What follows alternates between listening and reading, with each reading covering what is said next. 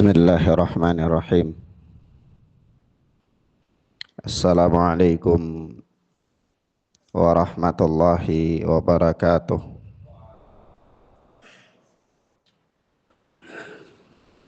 Alhamdulillahilladzi hadana lil Islam wa manna alaina bih wa akhrajana fi khairi ummatin fanasaluhu at-taufiqa lima yuhibbu wa yarda wal hifdha mimma yakrahu wa yaskhat. Wa nusalli wa nusallimu ala habibina wa sayyidina Muhammad ibn Abdillah wa ala alihi wa ashabihi wa man sara ala nahjihi ila yaumil qiyamah. Amma ba'd. Ikhwanna fiddin rahimani wa rahimakumullah. Kita lanjutkan pelajaran kita dengan kitab Syarah Aqidah Salaf Ashabul Hadith.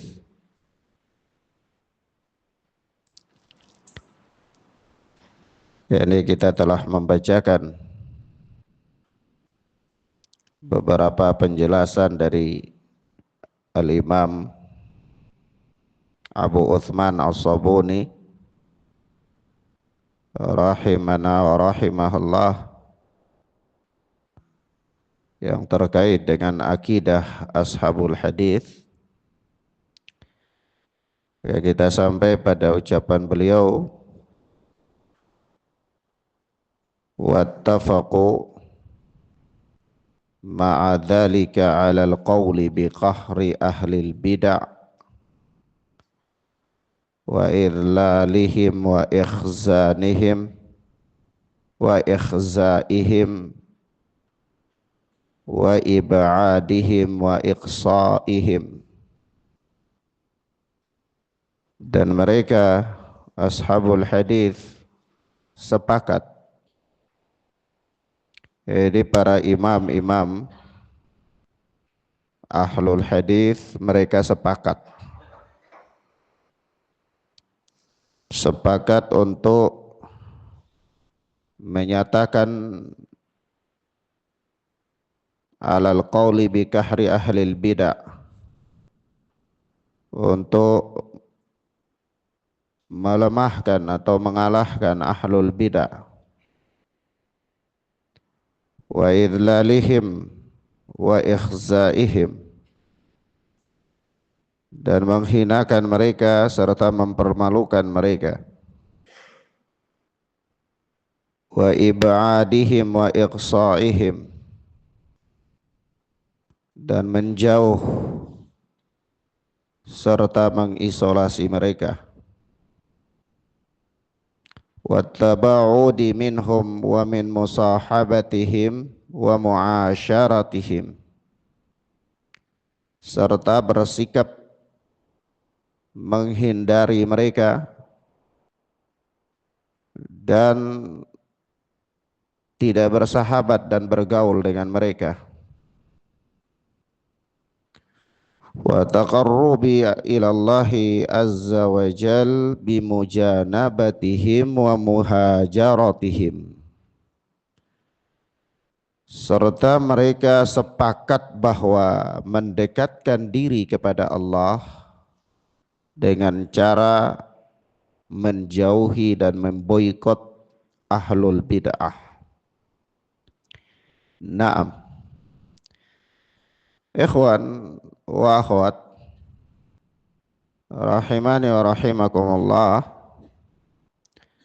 setelah Al-Imam As-Sabuni menyebutkan sejumlah pembahasan, termasuk diantaranya pembahasan tentang bagaimana mencintai dan memuliakan para ulama ahlul hadis. Lalu beliau di bab ini menerangkan sikap ahlul hadis ketika berhadapan dengan ahlul bid'ah. Yani ahlul hadis itu sepakat bahwa ahlul bid'ah itu tidak boleh dikasih ruang dalam bentuk apapun, terkhusus dalam persoalan agama. Ya, ini jangan dikasih panggung untuk ceramah, dan tidak boleh dibikin acara-acara yang mempublikasikan mereka. Karena di situ dengan sarana-sarana itu mereka bisa memproklamirkan kebid'ahannya. Tidak boleh disokong. Dan bahkan mereka dipermalukan di hadapan nas. Ya, ini bukan mempermalukan dalam artian mendiskreditkan mereka dari sisi hal-hal yang bersifat pribadi, ya. Bukan memfitnah, bukan mencerca kekurangan-kekurangan yang bersifat pribadi yang ada pada mereka, bukan. Tetapi mempermalukan mereka di sini adalah membantah setiap penyimpangan mereka dengan nas, sehingga mereka tidak sanggup untuk mengangkat kepala mereka di hadapan nas, menundukkan mereka terhadap nas. Nah, di samping itu semua juga tidak boleh bergaul dan berteman dengan mereka dalam pandangan ahlul hadis. Tidak boleh bergaul dan bersahabat dengan ahlul bid'ah.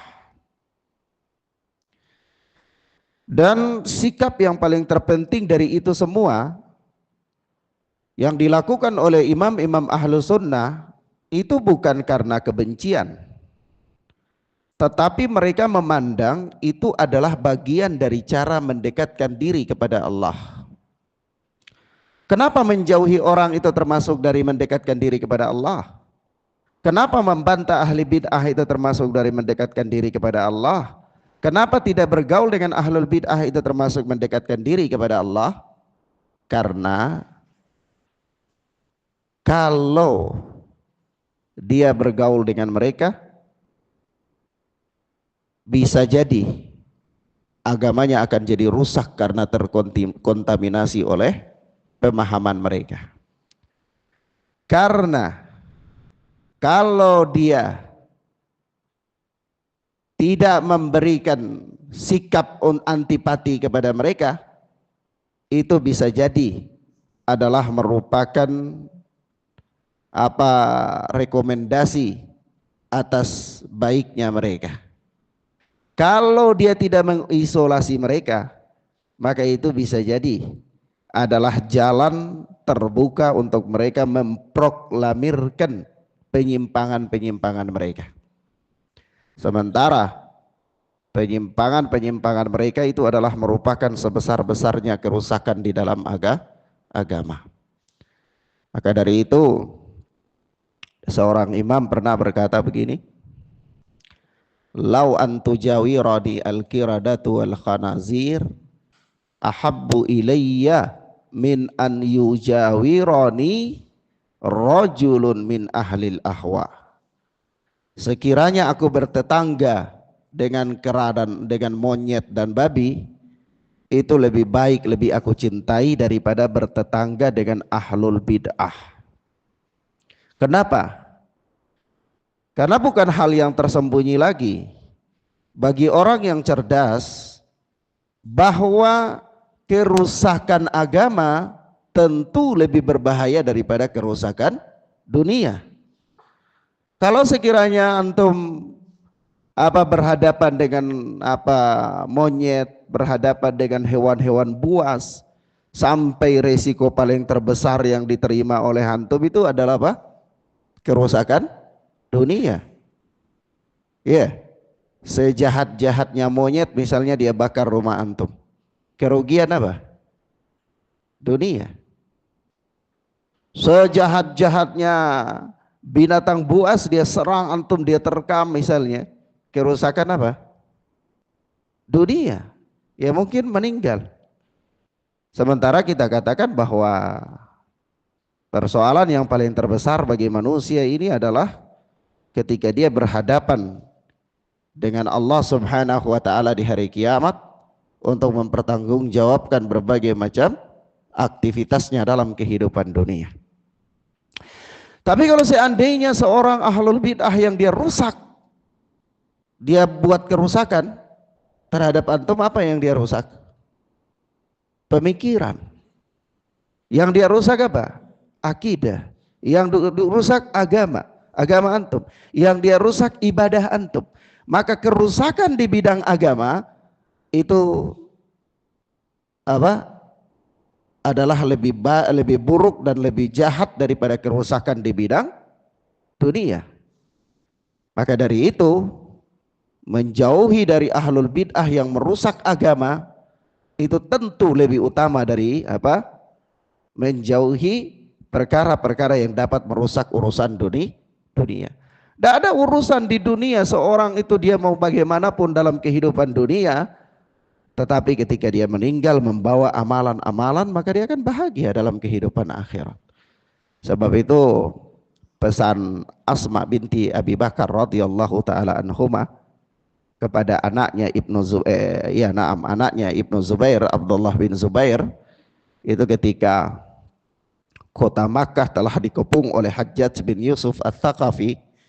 Dalam peristiwa itu perlawanan demi perlawanan dilakukan oleh Ibnu Zubair bersama dengan pasukan yang mendukung beliau, sampai akhirnya pada hari di mana beliau akan ditaklukkan oleh Hajjaj bin Yusuf Ats-Tsaqafi dengan para pasukannya itu, dia ragu.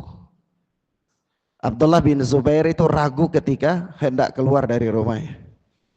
Apa kata mamanya? Asma binti Abi Bakar radhiyallahu taala anhuma.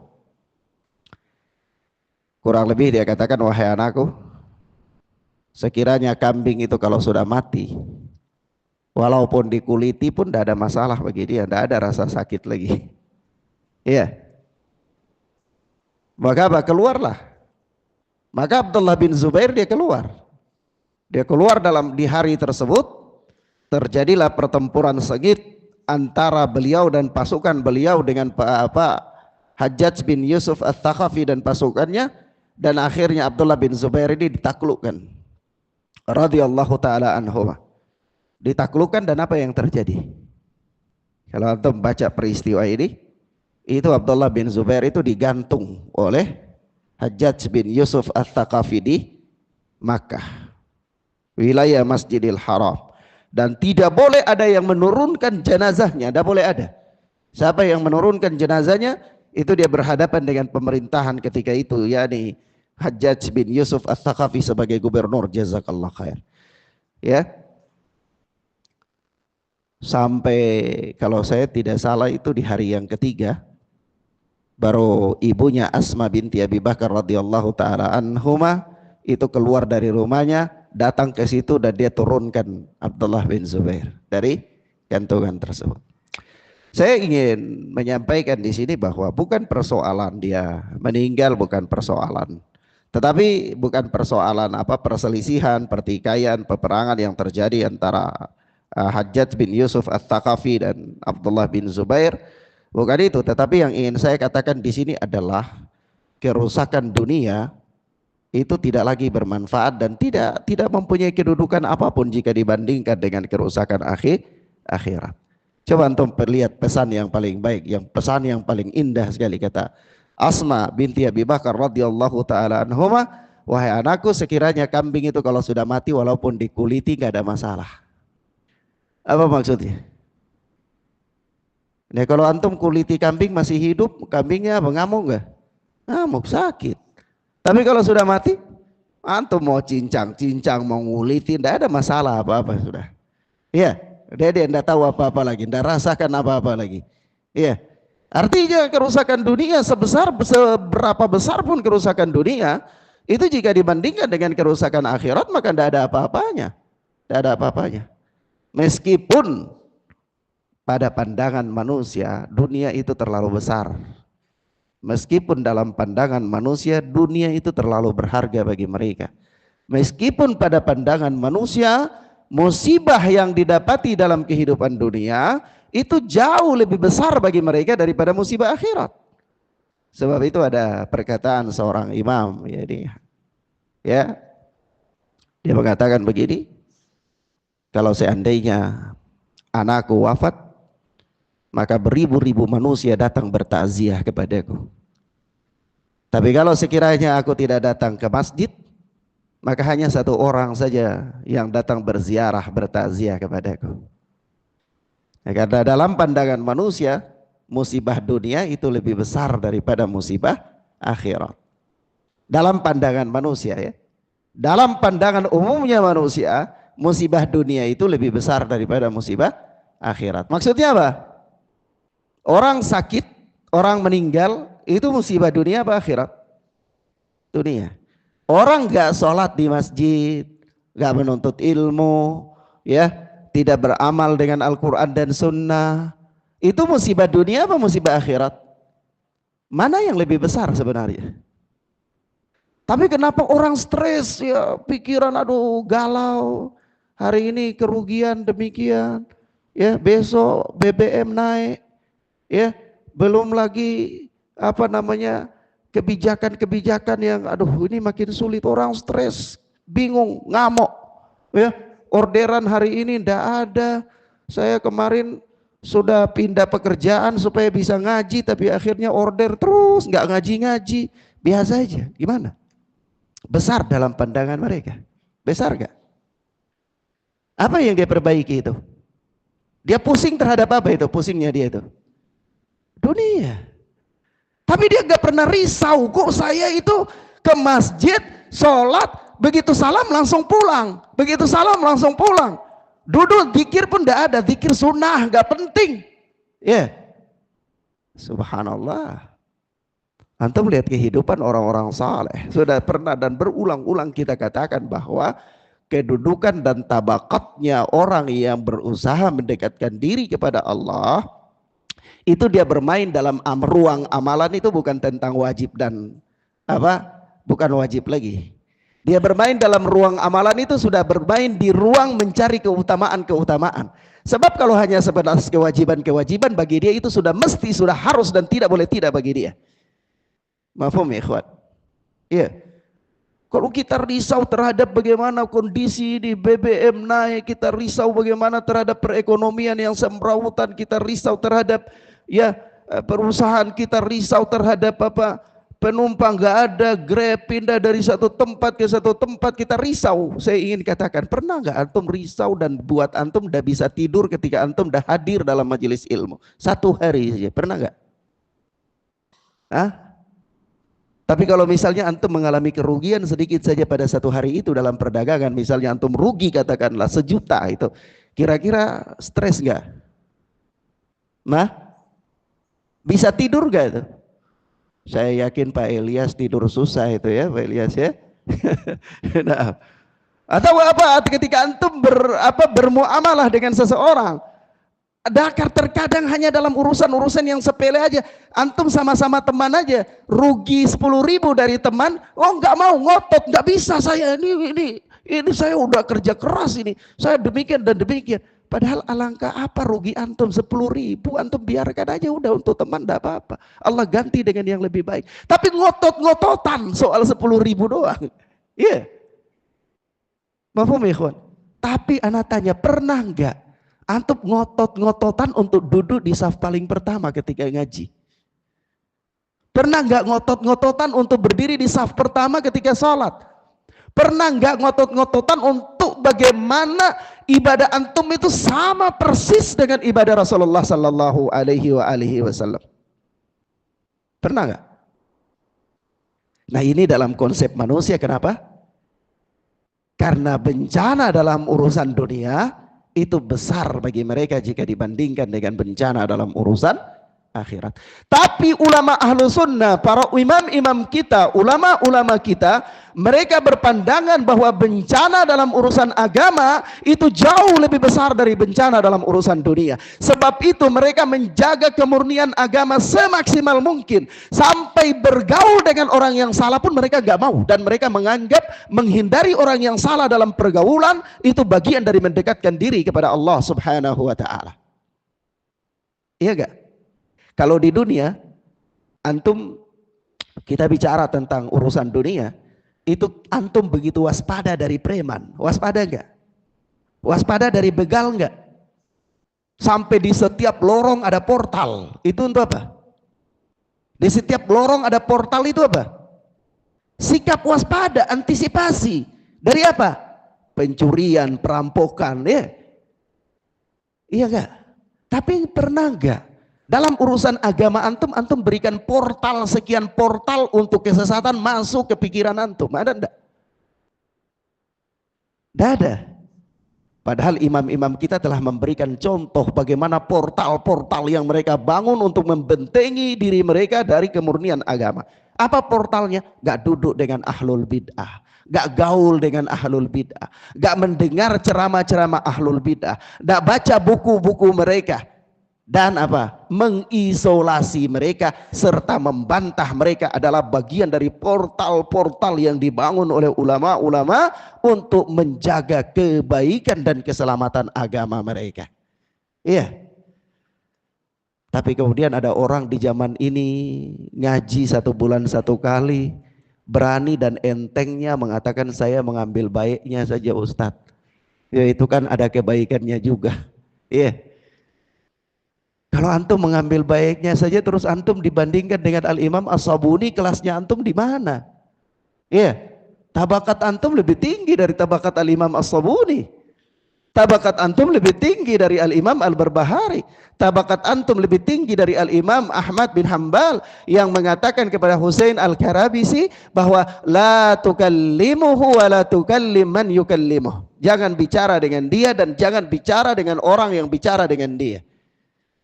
Ya. Padahal Imam Ahmad tahu enggak kira-kira kebaikan dan keburukan itu?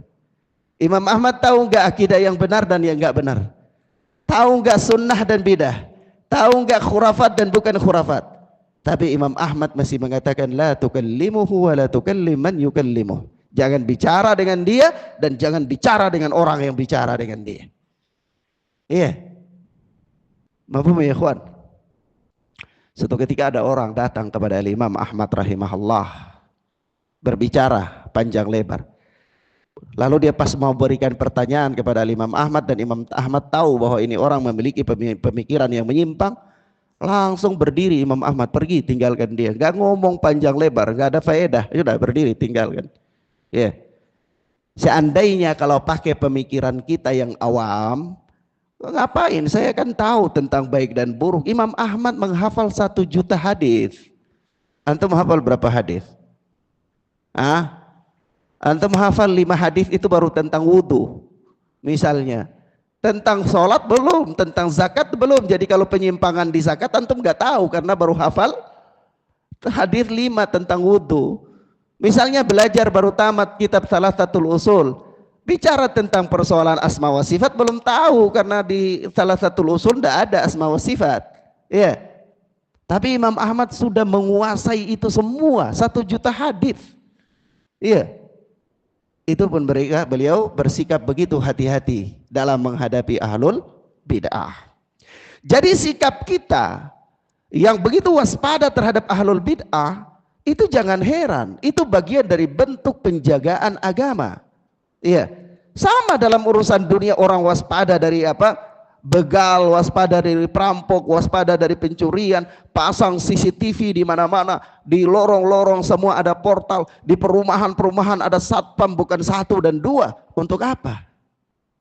Untuk apa ya kawan? Untuk menjaga urusan dunia mereka. Jangan sampai spion mobilnya dicuri. Iya, jangan sampai motornya dicuri, jangan sampai lampu yang mahal di serambinya dicopot sama pencuri. Iya kan? Itu tujuannya kan? Iya. Kalau dalam urusan dunia antum begitu waspada, kenapa dalam urusan akhirat antum nekat?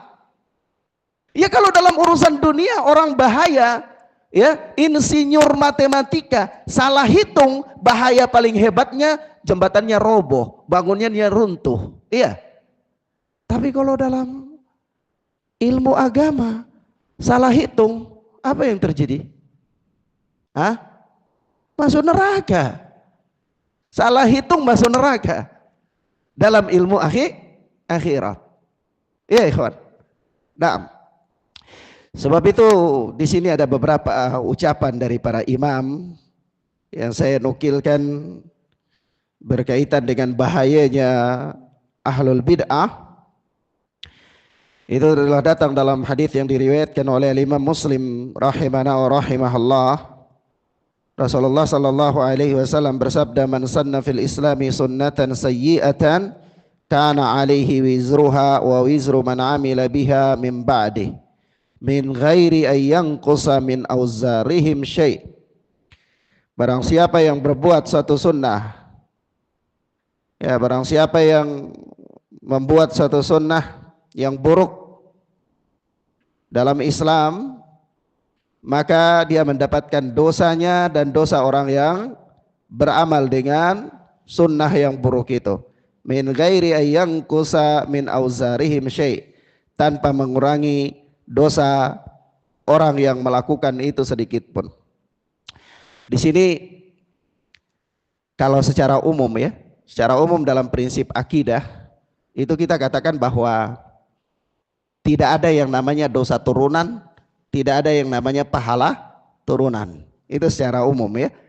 Tapi dalam konteks tertentu, jika seseorang itu menjadi sarana, maka dia mendapatkan bagian atas jasa dia menjadi sarana. Jadi kalau seorang itu dia menjadi sarana untuk mendapatkan kebaikan, orang lain melakukan kebaikan, maka dia mendapatkan pahala atas kebaikan yang dilakukan oleh orang lain, bukan turunan, tetapi karena dia menjadi sarana. Nah begitu pula kalau orang melakukan keburukan dan dia menjadi sarana orang melakukan keburukan, maka dia mendapatkan dosa atas keburukan yang dilakukan oleh orang lain. Bukan dosa warisan, tetapi karena dia menjadi sarana. Sebab itu para ulama ketika menjelaskan firman Allah Subhanahu wa taala yang mengatakan liyahmilu auzarahum kamilatan yaumal qiyamah wa min auzaril ladzina yudillunahum bighairi ilmin, ya. Akibat dari perbuatan mereka itu agar mereka memikul dosa-dosa mereka secara penuh pada hari kiamat, dan sebahagian dosa wa min auzaril ladzina yudillunahum bighairi ilmin, dan sebahagian dosa orang-orang yang mereka sesatkan tanpa ilmu. Bahaya enggak itu kebid'ahan? Antum orang yang mengajak kepada bid'ah atau yang membuat bid'ah, itu dia memikul dosa para pelaku bid'ah yang melakukan kebid'ahan karena dia cetuskan atau karena dia dakwakan. Jadi Ahlus Sunnah kenapa membantah ahli bid'ah? Ahlus Sunnah kenapa membentengi diri dari ahlul bid'ah? Itu bukan sikap keras sebenarnya, itu sikap kasih sayang Ahlus Sunnah terhadap ahlul bid'ah. Kalau antum katakan kenapa kasih sayang Ustadz? Kok kita boikot mereka, gak ajak mereka ngomong, kita bantah penyimpangan mereka? Kenapa disebutkan kasih sayang? Karena Ahlus Sunnah tidak mau orang ini dia wafat membawa dosanya dan membawa dosa-dosa orang-orang yang mengikuti penyimpangannya. Jadi termasuk berbuat baik gak itu? Berbuat baik. Ini kita membantah penyimpangan itu, kita putus mata rantai kemaksiatan, dosa dari orang yang melakukan bid'ah itu, dari ahlul bid'ah itu. Seandainya antum biarkan, maka kasihan dengan ahlul bid'ah ini. Dia pikul dosanya dan dia pikul para pelaku bid'ah yang mengamalkan kebid'ahan yang dia dakwakan atau yang dia cetuskan.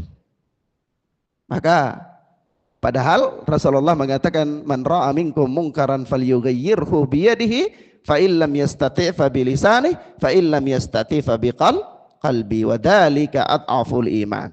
Ya. Nah.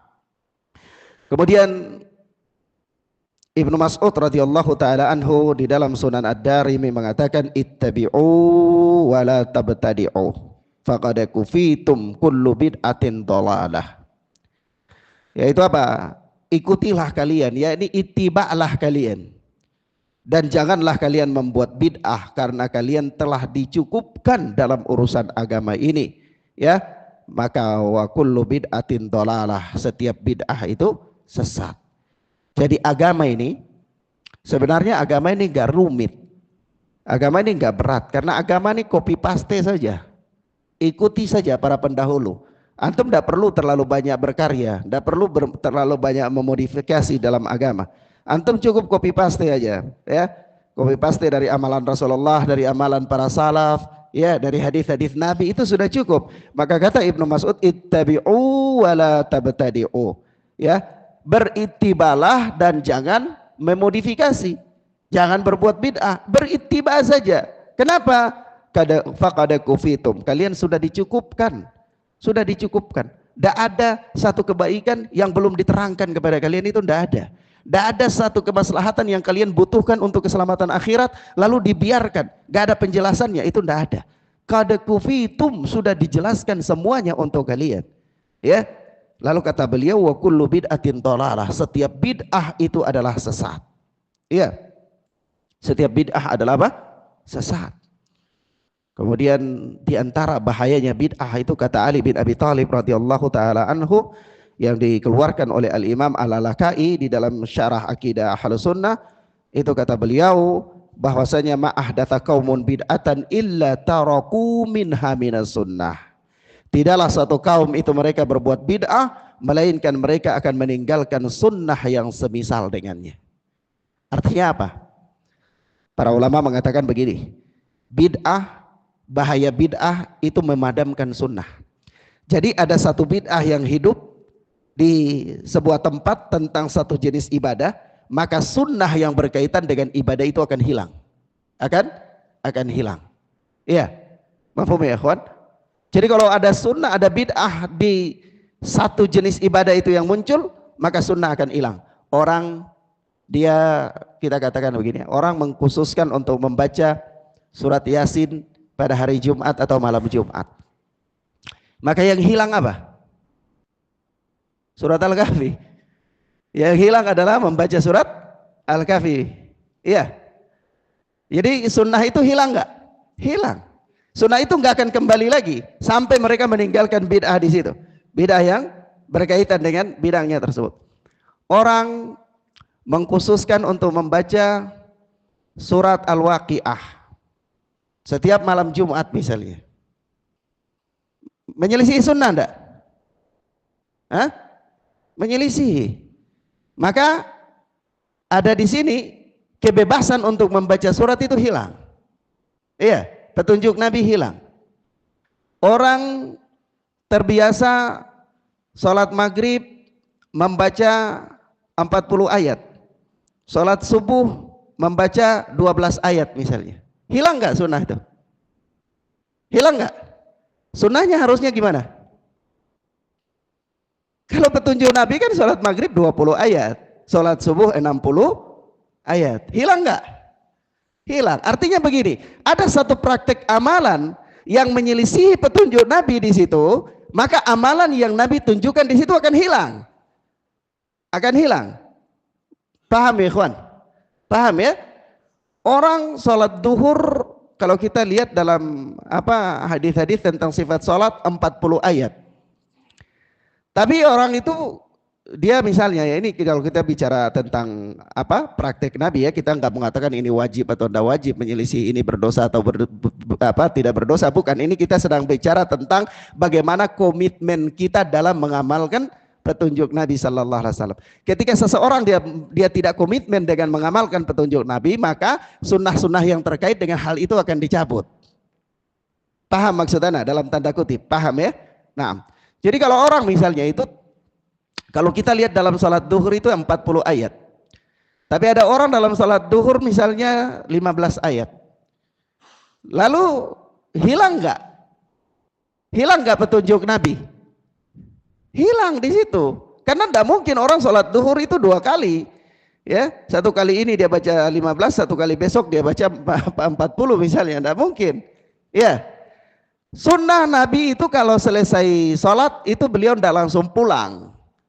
Beliau duduk zikir ya. Bahkan Syekhul Islam Ibnu Taimiyah itu zikir sampai matahari terbit, wirid misalnya.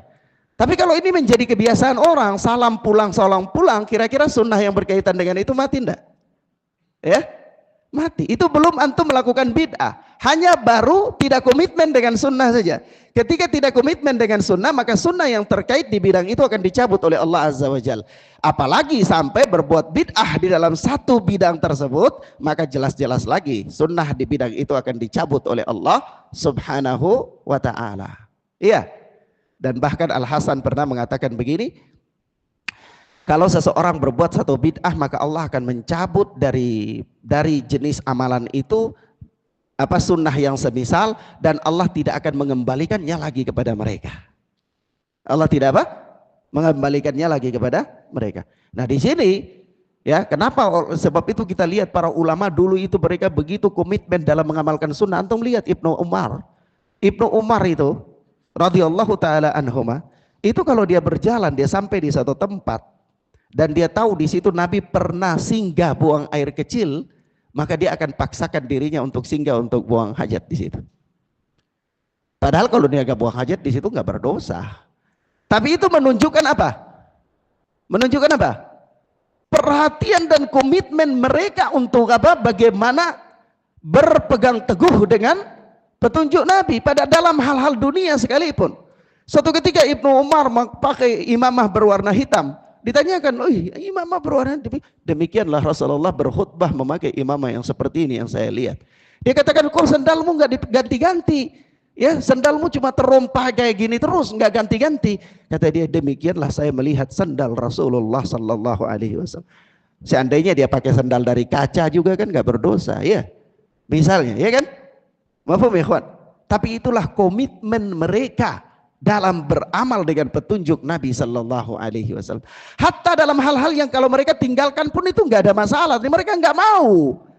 Oh, ini dia tinggalkan, dia tidak berdosa. Tapi mereka tidak mau. Mereka harus melakukannya. Untuk apa? Komitmen mereka untuk berpegang teguh dengan petunjuk Nabi sallallahu alaihi wasallam. Dalam tanda kutip, paham maksud saya? Kalau kita hari ini para penuntut ilmu belajar itu mencari, oh ini sunnah, ini yustahab, ini wajib, ini cuma sunnah, biarkan tidak apa-apa. Ini cuma yustahab saja, kalau nggak dilakukan juga kan nggak berdosa gitu. Kita belajar untuk itu, tapi mereka bukan belajar untuk itu. Mereka belajar untuk tidak meluputkan amalan-amalan itu. Kalau kita belajar untuk meremehkan amalan itu karena hanya sunnah, iya. Kita belajar untuk mengatakan, nah itu juga nggak dapat pahala. Antum bayangkan.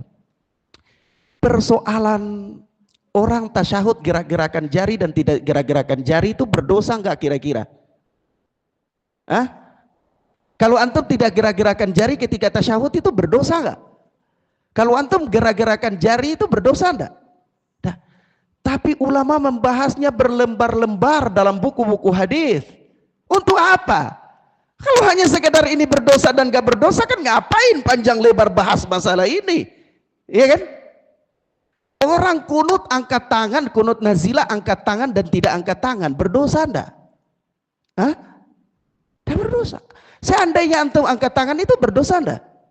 Seandainya kunut dan antum tidak angkat tangan itu berdosa enggak? Kalau hanya pakai skala kita, yang itu mengatakan, ini kan enggak, ini juga enggak berdosa, ini enggak berdosa. Ngapain ulama berlembar-lembar membahas persoalan itu? Kenapa mereka menghabiskan umur mereka untuk mengumpulkan riwayat-riwayat yang berbicara tentang persoalan itu, lalu dibandingkan satu dengan yang lainnya, dilihat sanad-sanadnya, orang ini ada berapa puluh orang, oh di riwayat ini cuma satu orang, di riwayat ini ada sekian orang, kalimatnya mereka semua sama, oh cuma kalimat ini yang berbeda. Kenapa kalimat ini yang berbeda? Mereka telusuri lagi panjang lebar di situ. Kenapa? Padahal seandainya nggak bahas itu pun nggak berdosa. Kira-kira berdosa nggak misalnya? Ya, dalam tanda kutip, paham maksudnya ya ikhwan? Itulah para ulama. Mereka komitmen dalam mengikuti petunjuk Nabi sallallahu alaihi wasallam. Taib. Sebab itu kalau kita sudah sepakat bahwa ahlul bid'ah itu harus dijauhi, Ahlul bid'ah nggak boleh bergaul dengannya. Ahlul bid'ah itu harus diisolasi. Ahlul bid'ah itu tidak boleh diambil ilmunya, tidak boleh membaca buku-bukunya. Oke, kita sudah sepakat di situ. Persoalannya, bagaimana kita bersikap dalam kehidupan sehari-hari kita? Iya, padahal kita hidup bukan di zaman Nabi Shallallahu Alaihi Wasallam yang ahlul sunnah lebih mendominan dari ahlul bid'ah. Iya kan? Kita hidup pada zaman yang ahlul bid'ah lebih mendominan daripada ahlul sunnah. Ucapan yang sangat bagus sekali disampaikan oleh Syekh Robi bin Hadi Al-Madkhali rahmatullah alaih ketika menjelaskan hal ini, sampai pada ucapan beliau begini. Wabil munasabati aqul, ya. Maka dengan kesempatan ini aku katakan, kata Syekh, inna ahlal bid'ah an kathirun yamla'unal ardah wal iyadu billah. Sesungguhnya ahlul bid'ah pada zaman sekarang ini kathir, banyak sekali, yamla'unal ardah, mereka telah memenuhi seantero bumi ini, yakni saking banyaknya mereka tersebar di mana-mana, wal iyadu billah. Fanahnu la nahjurul jami'ah innama hum mahallu da'watina nad'uuhum ilallahi bil hikmati wal mau'izatil hasanah. Ini pertama, kata beliau, la nahjurul jami', kami tidak menjauhi mereka semuanya. Ahlul bid'ah itu sudah banyak di zaman ini, mereka memenuhi seantero bumi. Maka bagaimana sikap kita? Pertama, kita tidak menjauhi mereka semuanya. Innamahum mahallu da'watina, mereka itu adalah objek dakwah kita. Nad'uuhum ilallahi bil hikmati wal mau'izatil hasanah, kita mendakwahi mereka dengan hikmah dan nasihat-nasihat yang baik. Ini pertama. Paham? Kedua, kata beliau, wa ammar ru'usul mudabbiratu wad du'atu ilal batil. Adapun pemimpin-pemimpin bid'ah yang mengatur berbagai macam bid'ah, wad du'atu ilal batil, dan dai-dainya yang menyeru kepada kebatilan tersebut, fi suhufihim wa majallatihim, di surat kabar dan majalah-majalah mereka, wa kutubihim wa asyritatihim, dan di buku-buku mereka dan di kaset-kaset rekaman, wa muhadaratihim wa nadwatihim wa mawaqi'ihim, dan di seminar-seminar, di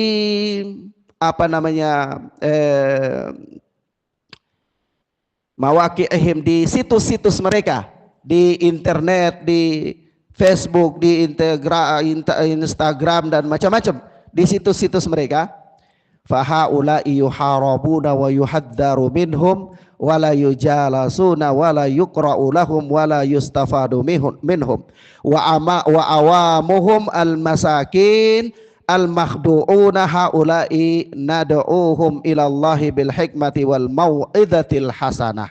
Kata beliau begini, adapun pembesar-pembesar ahlul bid'ah yang mengatur berbagai macam bid'ah itu, yang mereka mendakwakan manusia kepada kebatilan mereka, baik di surat kabarnya, di majalahnya, di buku-bukunya, di kaset-kaset rekamannya, di seminar-seminarnya, di situs-situs mereka, sikap kita terhadap mereka adalah haula'i yuharabuna wa yuhaddaru minhum wa la yujalasuna wa la yuqra'u lahum wa la yustafadu minhum. Sikap kita adalah apa? Mereka-mereka ini harus diperangi dengan ilmu. Tidak boleh dan mereka harus diberikan peringatan keras. Tidak boleh bergaul dengan mereka, tidak boleh membaca buku-buku mereka, dan tidak boleh mengambil faedah dari mereka. Jadi ada dua ya. Kalau kita bicara tentang ahlul bid'ah, sikap pertama kita adalah menjauhi ahlul bid'ah, berhati-hati dari ahlul bid'ah. Maka ketika ahlul bid'ah itu dibagi antara yang awam dan yang dai, maka yang awam kita tetap mendakwahi mereka. Iya. Paham ya? Sementara yang awam, yang alim, yang dai-nya kita apa? Kita menerapkan ucapan-ucapan para ulama tentang berhati-hati dari ahlul bid'ah. Tetapi ingat, ikhwan fiddin azani Allah wa iyyakum, ketika bergaul dengan ahlul bid'ah yang awam untuk mendakwahi mereka, itu juga kita tidak boleh lembek sehingga terbawa oleh mereka. Iya, jangan terlalu lembek sampai terbawa dengan mereka, bergaul sampai larut dengan mereka, lalu terbawa dengan mereka. Tidak boleh. Paham ya? Boleh sekedar untuk bermuamalah dengan mereka sambil mendakwahi mereka kepada kebaikan, tapi tidak boleh sampai larut yang membuat mereka mempengaruhi kita. Ya, karena biasanya ahlul bid'ah itu dia lancang ngomong. Kalau kita sudah belajar agama itu kadang kita mau ngomong takut-takut, kita ya cenderung diam. Tapi kalau ahlul bid'ah itu ngomong nggak pernah berhenti dia tentang kebaikan. Ketemu siapa saja dia dakwahi. Iya. Maka ini bahaya. Makanya dari itu bersama dengan mereka cukup dinasihati terus tinggalkan. Tidak usah terlalu banyak mendengarkan dia menularkan virus-virusnya. Nanti kita terbawa, tersubhati sama dia. Iya. Nah, itulah sikap yang mestinya kita lakukan. Maka dari itu kata Syekh Robi, ifhamu hadha hatta la yafhama ba'dukum anna kulla man waqa'a fi bid'atin batta hajruhu la kalama ma'ahu wala da'wata wala syai'a. Pahamilah hal ini. Pahamilah hal ini. Supaya apa? Supaya sebahagian kalian itu tidak salah paham bahwa setiap orang yang terjatuh dalam bid'ah harus dijauhi, tidak dianggap bicara, tidak didakwahi, dan tidak ada aktivitas apapun bersama dengan dia. Itu keliru ya. Keliru. Kadang-kadang kita juga keliru. Jadi kita begitu belajar agama, tahu ahli bid'ah harus dijauhi, kita jalan kemana-mana tuh muka kita tuh kayak orang mau perang. Kadang ketemu orang lain pun gak diberikan salam. Orang-orang salam assalamualaikum, kita cuma masya Allah. Ini juga sikap yang salah. Ini juga sikap yang salah. Maka Syekh Rabi mengatakan pahami hal ini. Bedakan antara awamnya ahlul bid'ah dan da'inya ahlul bid'ah. Bedakan supaya jangan antum anggap setiap orang yang terjatuh dalam bid'ah harus dihukumi sama. Ya, harus gak diajak bicara, gak diambil faedah, gak ada aktivitas apapun bersama dengan dia. Bukan seperti itu. Yang gak ada aktivitas apapun bersama dengan dia adalah cukup pembesar-pembesarnya yang ngeyel di dalam kebid'ahan saja. Iya. Adapun awamnya, ya bergaullah dengan mereka. Mereka objek dakwah. Antum bisa dakwahi mereka dengan kesanggupan antum, gak apa-apa. Ya, tapi harus lihat kondisi juga. Jangan orang lagi marah-marah antum kirim artikel tentang bid'ah, enggak boleh. Ya, masuk grup-grup gak boleh sebebasnya seenaknya ngirim-ngirim artikel seperti seorang dai besar, enggak boleh. Harus juga paham kondisi. Ya, paham ya ikhwan? Naam. Mafhum ya? Taib. Ilahuna ikhwana fiddin azani Allah wa iyyakum, naktafi bihadzal dars. Wa sallallahu ala nabina Muhammad wa ala alihi wa sahbihi wasallam. Subhanakallahumma bihamdika asyhadu an la ilaha illa anta astaghfiruka wa atubu ilaik. Wassalamualaikum warahmatullahi wabarakatuh.